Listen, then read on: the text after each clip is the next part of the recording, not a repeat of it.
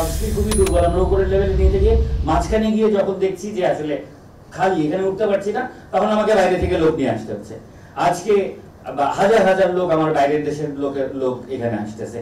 আমার ছেলেবেলে কি নাই? আছে তো, কিন্তু আমরা ওই সফট স্কিলটা আসলে গোড়া থেকে ধরে নিয়ে আসতে পারছি না। কথাগুলো বলছিলেন একটি বেসরকারি প্রতিষ্ঠানের মানব সম্পদ বিভাগের প্রধান। তিনি আরও বলেন, একটা ফ্রেশ ছেলে বা মেয়েকে চাকরিতে নেয়ার পরে তাকে দক্ষ করার জন্য দেশের বেসরকারি অনেক প্রতিষ্ঠানই তেমন পদক্ষেপ নেয় না। আমরা যখন ফ্রেশ গ্রাজুয়েট তৈরি হচ্ছে, তাদের পেছনে কি যথেষ্ট পরিমাণ, একটা ছেলেকে নেওয়ার পরে বা মেয়েকে নেওয়ার পরে আমরা কি যথেষ্ট পরিমাণ ইনভেস্ট করছি? যদি ইনভেস্ট করতাম তাহলে তো মিডল ম্যানেজমেন্ট বাইরে থেকে হয়তো অনেক সময় আনতে হতো না। সরকারি হিসেবে বর্তমানে দেশে 25,90,000 বেকার, যা মোট জনগণের 3.51%। এর মধ্যে বড় একটা অংশই শিক্ষিত। স্নাতক বেকারের ছড়াছড়ি তো বলাই যায়। প্রতি বছর অসংখ্য স্নাতক উচ্চশিক্ষা নিয়ে বের হলেও কর্মজগতের জন্য দক্ষ হয়ে বের হচ্ছেন না।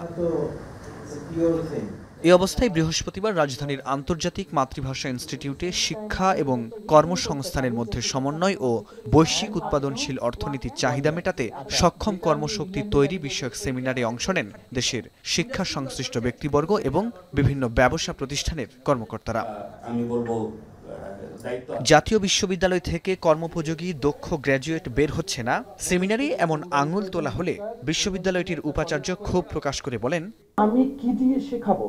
আমার 2257 কাঠামো আছে, মন্ত্রিমণ্ডল যেটা বলেছেন, আমার তো ওই কাঠামো। আমার এখন মনে হয় অনেক কলেজের বিল্ডিং 15 বছর পরে চলবে না, কারণ এখন শিক্ষার্থী এখনই ক্লাসে আসে না। ক্লাসে আসার মতো আমি নতুন প্যাডাগজি নিয়ে আমি কি পুলিশ দিয়ে শিক্ষার্থী ক্লাসে আনতে পারবো? ওর আগ্রহ হারিয়ে ফেলেছে, সে আসতে চাচ্ছে না।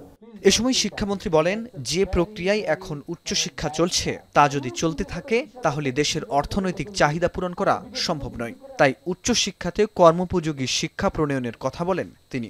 ইকোনমি এডুকেশন লিঙ্কেজ, সেটা আমরা একটু ইকোনমি এডুকেশন এমপ্লয়মেন্ট, আমি এটা এই জন্য নাম দিচ্ছি ট্রিপলি। এই ট্রিপলিকে কানেক্ট করতে হবে, তাহলে স্মার্ট সিটিজেন আমাদের করা সম্ভব। ইকোনমিক ডিমান্ডটা কি, এডুকেশনের মধ্যে সেটা ঢোকানো, এমপ্লয়ার্সদের ডিমান্ডটা কি, ইকোনমি যে ডিরেকশন যাচ্ছে। দেশে স্নাতক বেকার কমাতে এখনই পদক্ষেপ নেওয়ার দাবি করেন ব্যবসায়ীরা। উচ্চ মাধ্যমিকের পরে সবাই উচ্চশিক্ষায় নয়, বরং একটা বড় অংশকে কর্মমুখী শিক্ষার জায়গা তৈরি করার জন্য সরকারকে আহ্বান জানান বক্তারা। ফরহাদ বিন নূর, এখন, ঢাকা।